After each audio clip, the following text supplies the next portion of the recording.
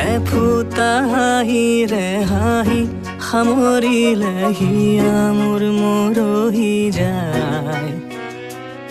আজৰি পৰতে কথাবোৰ গাঁঠিলো পাহৰো তোমাকে পাই। মৰম কি এনেকুৱাই, মৰম কি এনেকুৱাই, মৰম কি এনেকুৱাই, মৰম কি এনেকুৱাই।